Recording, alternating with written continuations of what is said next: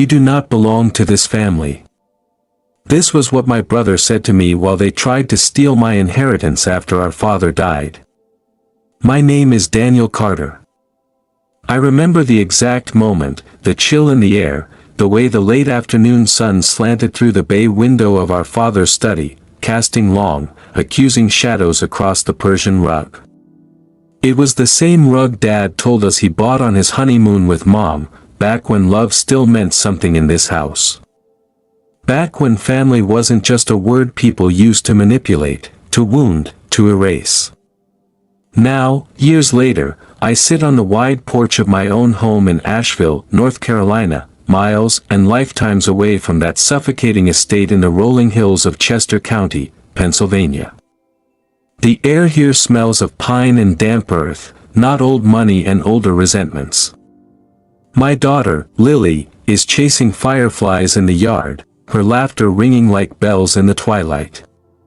I'm in a better place, not just geographically, but inside. The scars are still there, but they don't bleed anymore. They remind me of what I survived. Of who I became. But back then, I was just a grieving son who believed, foolishly, that blood would hold us together when everything else fell apart. But I was wrong. It all started with a phone call. I was in my tiny apartment above a coffee shop in downtown Lancaster, grading papers for my high school English class, when my phone buzzed. It was the family landline number. I didn't talk to my father often, but whenever I got a call from that number, it was him. I could still remember the voice that came on when I answered. It was Martha, our father's longtime housekeeper. Her voice was thin, frayed at the edges. "It's your dad. He's gone." Just like that. No warning. No dramatic hospital vigil. Robert Carter, my father, a self-made real estate developer, pillar of the Westchester community, had suffered a massive stroke in his sleep. 68 years old. Gone before dawn. I drove through the storm that night, windshield wipers slapping like metronomes against the rhythm of my grief. I kept replaying memories, Dad teaching me to throw a baseball in the backyard, his large hands guiding mine, him sitting silently beside me at Mom's funeral 5 years earlier, his eyes dry but his shoulders trembling, the rare, gruff, "Good job, son," after I'd landed my teaching position against joining the family business like he wanted, just like my brother. I thought grief would unite us. That's what I told myself as I pulled into the long, gravel driveway of the Carter estate. I thought my siblings, older brother Marcus and younger sister Chloe, would meet me at the door with tear-streaked faces and open arms. That we'd huddle together like we used to during thunderstorms when we were small. Instead, I found silence. The house was dim, the air thick with the scent of lilies and something else, something oddly cold. Marcus stood in the foyer, impeccably dressed in a charcoal suit, his silver hair combed back like he'd just stepped out of a boardroom. Chloe hovered behind him, arms crossed, her eyes avoiding mine. "Daniel," Marcus said, his voice smooth as polished marble. "You made it." No hug. "No, I'm so sorry." Just that clipped acknowledgement, like I was a deliveryman who'd brought the wrong package. Chloe mumbled a hello, her gaze fixed on the floor. I tried to read her, but her face was a mask I didn't recognize. We sat in the formal living room, Dad's favorite space, though he rarely used it.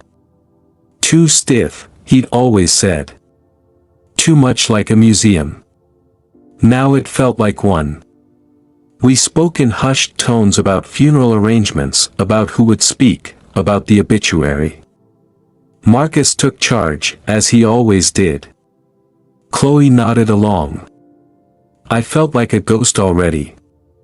The will reading was scheduled for 3 days later at the offices of Whitmore and Pierce, the family's law firm since before I was born. I assumed it would be straightforward. Dad had always been clear, The estate, Havenwood, his commercial properties, his investments, would be divided equally among his 3 children. He'd told me so himself, the last time we'd spoken, just 2 weeks before he died.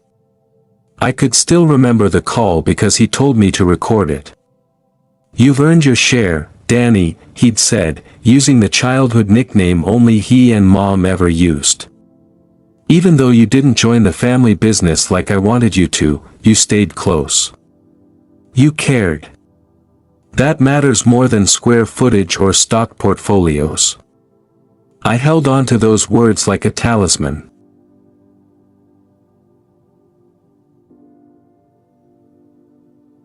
The day of the reading, I wore my best suit, the one I'd bought for my college graduation. I arrived early, nerves coiling in my gut.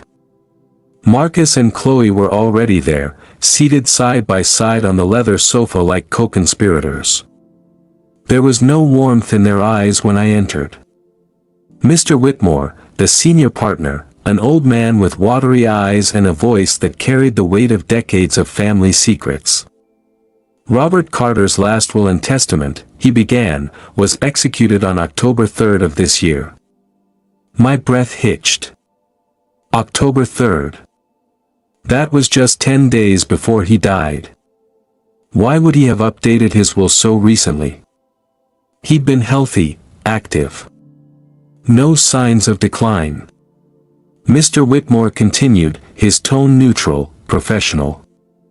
In it, Mr. Carter bequeaths the entirety of his real estate holdings, including the Havenwood estate, and the bulk of his financial assets to his children, Marcus Robert Carter and Chloe Elizabeth Carter. My heart stopped. Daniel Michael Carter, Mr. Whitmore said, glancing at me over his glasses, is bequeathed the sum of $10,000, in recognition of his familial connection. The room tilted. $10,000. For 28 years of being a son. That can't be right, I whispered, my voice cracking. There's been a mistake. Marcus finally looked at me. His eyes were ice. There's no mistake, Daniel. Dad made his wishes clear. But he told me, just 2 weeks ago, he told me we'd all inherit equally. Chloe shifted uncomfortably but said nothing. Mr. Whitmore cleared his throat again. The will is legally sound. Witnessed, notarized. Your father was of sound mind when he signed it. I stood up, my chair scraping loudly against the hardwood floor. I want to see it. The original document.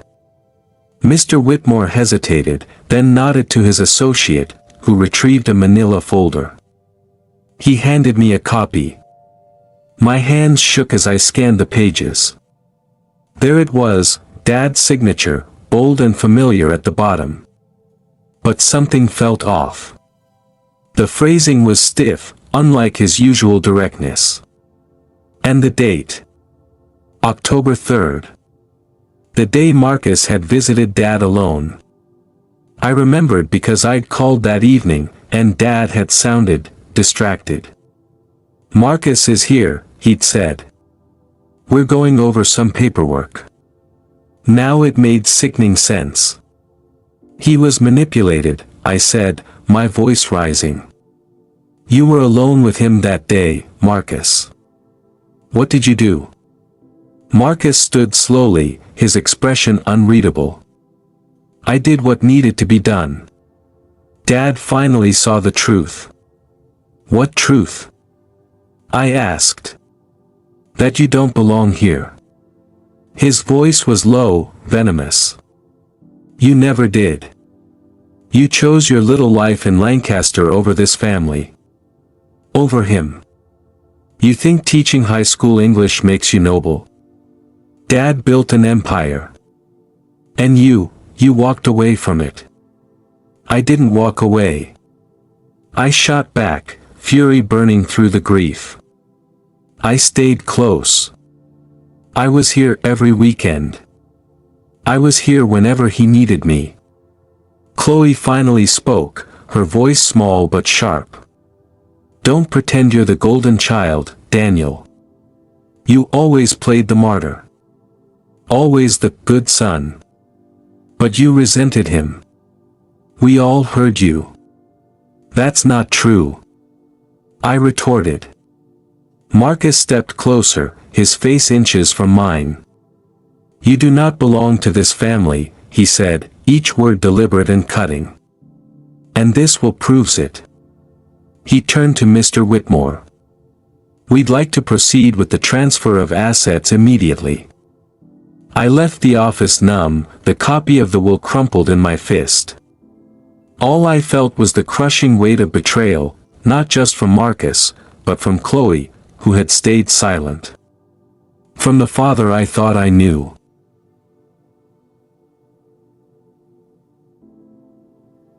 For days, I wandered Havenwood like a ghost. Marcus and Chloe had already started moving in, as if I were already erased. Boxes labeled in their names cluttered the hallways. My old room, the one I'd slept in every summer until college, was being converted into a guest suite, Chloe told me airily when I confronted her. Dad wanted a fresh start for the house, she said, not meeting my eyes. Heeding the advice of my friend in college, Gerald. I hired a lawyer, a young, tenacious woman named Elena Rodriguez. When we met for the first time, she took one look at the will and frowned. "This feels rushed," she said. "And the language, it's unusually specific in excluding you, yet vague on the reasons. We might have grounds to contest it on the basis of undue influence." That became my mantra. I spent nights digging through old emails, voicemails, anything that could prove Dad's true intentions. I found a voicemail from him, dated September 28, 5 days before the new will was signed. His voice was warm, tired. "Danny, just wanted to hear your voice. Things feel unsettled here. Marcus is pushing hard about the properties. Says I should simplify things. But I won't. Not when it comes to you. You're my son. Equal in every way. Call me back, okay?" I played that message until the battery died. The two recording became my lifeline. Elena filed a petition to contest the will. Marcus responded with a lawsuit of his own, accusing me of defamation and attempting to extort the estate. A publication broke out in a local paper, Carter Heirs Battle Over Fortune, and suddenly, I was the villain, the estranged son trying to steal from his devoted siblings. Chloe stopped returning my calls. Marcus sent me a cease and desist letter. I was locked out of Havenwood. My own childhood home. I was drowning. Teaching became impossible. My students noticed my distraction, my exhaustion. I started having panic attacks in the parking lot before school. The $10,000 sat untouched in my bank account, a cruel joke. Then, one afternoon, Martha called again. She met me at a diner on the edge of town, her hands trembling around a cup of coffee. "I shouldn't be talking to you," she whispered, handing me a CCTV recording tape. "I hope this helps you. It is not fair what they are doing to you." I took the CCTV tape home and watched it. On October 3rd, Marcus was in Havenwood early in the morning with a man dressed like a lawyer. They had stayed in our father's study for over 1 hour. During the hearing, Elena presented the CCTV footage, the voicemail and the recorded voice call as evidence. The judge ordered a forensic examination of the will's signature and a review of Dad's medical records from the days leading up to October 3rd. The medical records were damning. Dad had been prescribed a new blood pressure medication that caused confusion and drowsiness. The forensic expert concluded the signature was likely authentic, but the document itself showed signs of being prepared under duress, with language inconsistent with Dad's known communication style. Marcus' lawyer raised many objections during the process, but was overruled each time. The judge ruled in my favor. The October 3rd will was declared invalid. Dad's previous will, dated 5 years earlier, dividing everything equally, was reinstated. I should have felt triumphant. Instead, I felt hollow. Marcus and Chloe appealed, of course. But the evidence was too strong. The appeal was denied. I inherited my share, 1/3 of Havenwood, 1/3 of the commercial properties, 1/3 of the investments. Enough to walk away and never look back. But I didn't want Havenwood. The house was poisoned with their greed. I sold my share to Marcus, ironically, giving him the simplification he'd wanted, but only after he signed a binding agreement relinquishing all future claims against me and paying me the full market value. Chloe tried to reach out after the ruling. A tearful voicemail. I was scared, Daniel. Marcus, he's always been so powerful. I didn't know how to stand up to him. I listened to it once. Then I deleted it. I used my inheritance to buy this house in Asheville, a modest place with a big yard and a view of the Blue Ridge Mountains. I took a sabbatical from teaching, then returned to a smaller school where the kids actually wanted to learn. I adopted Lily 2 years later, a bright-eyed 6-year-old who'd been through her own share of broken promises. She calls me Dad without hesitation. Sometimes, on quiet nights like this, I think about Marcus and Chloe. I heard Marcus lost a fortune in a bad investment. Chloe moved to California, remarried. They don't speak anymore, I'm told. Karma isn't something I wait for. I've already lived mine. I got my justice. Not through revenge, but through truth. Through refusing to let them define my worth. I still remember what Marcus said to me, "You do not belong to this family." He was wrong. I belonged to the family and I fought to prove it.